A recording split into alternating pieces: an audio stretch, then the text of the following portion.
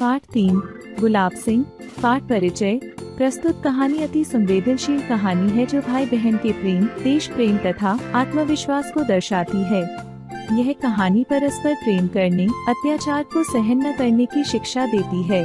दिन और तारीख की जरूरत नहीं। जब हम अमर अंत की कहानी कहने वाले हैं तब एक दिन और एक तारीख को पकड़कर क्यों चलें? उसके घर में माता पिता और एक गुड़िया सी बहन थी। वह सारे घर का दुलारा था। एक दिन की बात है, वह बीमार पड़ा। माँ ने उसका खाना बिल्कुल बंद कर दिया था, पर उसका बार बार कुछ खाने को मांगना छोटी बहन से न सहा गया। वह चुपके से गुड़ और चने चुरा लाई और खिला दिया अपने भाई को। उसके बाद भैया का बुखार बढ़ गया, पर वह तो खिला चुकी थी।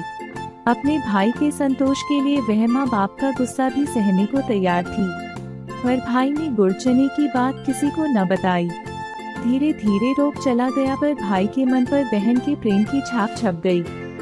ऐसी एक नहीं, अनेक बातें बहन की, माँ की, पिता की उसके मन पर छपी थी। वह कभी उनसे लड़ता झगड़ता भी, पर आंखों के आंसू और मन के रंग उसके मन पर छपी इन तस्वीरों को धो न सके। एक दिन ऐसी हवा बही कि मुरझाए हुए दिलों में नई जान आ गई।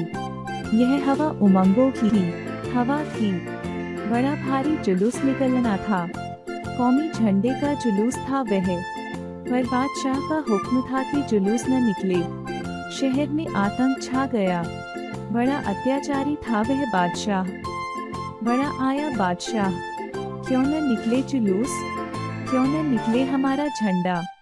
भाई ने बहन से कहा। बहन बोली, कौन है यह बादशाह? भैया ने कहा, ओह, होगा कोई। बहन ने पूछा, क्यों न निकले जुलूस, क्यों न निकले झंडा? भाई कटु स्वर में बोला, हमारा देश बादशाह का गुलाम जो है उतर था, तब तो जरूर निकले जुलूस। हम जरूर फहराएंगे अपना झंडा। देखते हैं कौन रोकता है हमें। झंडे की तैयारी होने लगी। बहन ने अपनी पुरानी ओढ़नी फाड़कर झंडा बना लिया। लाल हरा रंग भी चढ़ गया। भाई ने उसे खेलने के डंडे से बांध लिया। झंडा तैयार था। अब भाई झंडा लेकर चला।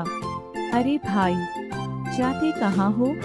हम भी साथ चलेंगे, बहन आग्रह से बोली। पर बहन, बड़ी दूर जाना है, तुम थक जाओगी। नहीं भैया, नहीं बहन, जुलूस कौन बनाएगा? तुम झंडा उठाना, हम जुलूस बनाकर पीछे पीछे चलेंगे।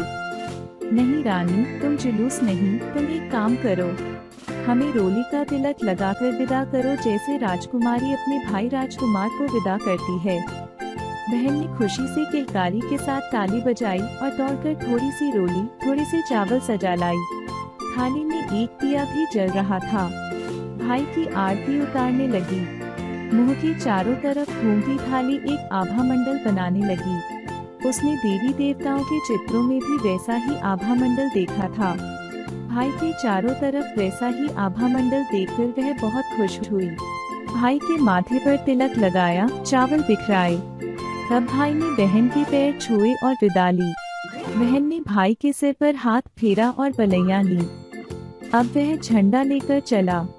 बहन दरवाजे पर खड़ी देखती रह गई। कहानियों में राजकुमारी इसी तरह विदा करती है। वह झंडे को लहराते हुए ले जाते भाई को दूर तक देखती रही। कुछ दूर जाने पर बादशाह के सिपाहियों ने झंडे वाले को रोका। वह न रुका। बादशाह के सिपाहियों ने गोली चला दी। वह गिरा। झंडा न गिरा, वह उसके हाथ में था। गोली चलते देख कोई उसके पास न आया।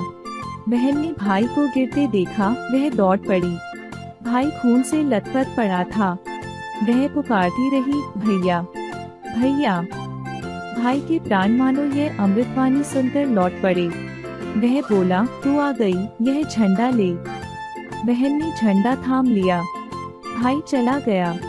बहुत रोई, पर झंडा हाथ में उठाए रही। बादशाह के सिपाही मानो गढ़ जीत कर चले गए। लोग भागे आए। उन्होंने भाई की देह उठाई। आगे आगे झंडा लिए बहन चलने लगी। बादशाह का हुक्म था, जुलूस नहीं निकलेगा। जुलूस निकला। झंडा नहीं निकलेगा। झंडा निकला और बड़ी शान से निकला। यह बालक था गुलाब बिनसह, जो अपनी सुगंध बिखेर कर चला गया। सुभद्रा कुमारी चौहान। शब्दार्थ, वर्ड मीनिंग, दुलारा, प्यारा, लवली। छाप, स्मृति, इम्प्रेशन। कौमी, स्वदेशी, नेशनल। जुलूस, सामूहिक शांत प्रदर्शन, प्रोसेशन। हुक्म, आदेश, ऑर्डर। आतंक, भय, फियर।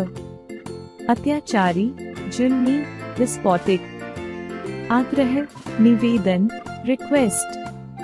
अमृतवाणी, मृत को जीवित करने वाली मधुर आवाज, इमॉर्टल वॉइस।